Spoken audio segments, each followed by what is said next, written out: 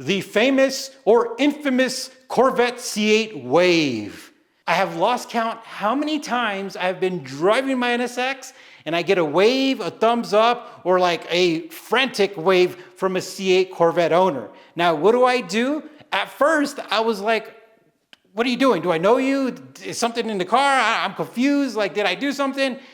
But after the 100th time, I realized that these guys think that I'm a Corvette. I don't know if they're trying to assimilate me into their C8 world or C8 car, but I am not a Corvette. So I decided to find out why. And of course, people will be like, oh, they look the same. Well, we're going to compare the front ends.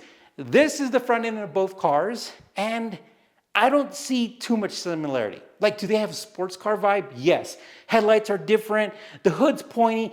But the C8, the headlights are way different. Like, I feel like the NSX headlights are very different from the C8. So, I don't know. Maybe if you don't know cars, you can confuse them.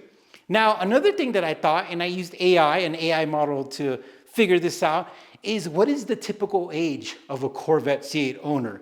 And the model told me anywhere from like late 50s or middle 50s to late 60s. And then I realized maybe they can't see. So I asked them, when does vision start going away? And I learned that for humans, your vision starts going away around the 40s as far as nearsighted, meaning, playing the trombone, meaning when you're reading or looking at something up close, and distance and night vision starts to go away in your 50s and 60s and later on. So maybe the distance part has something to do with it. Maybe they see like a red thing that looks pointy and they're like C8.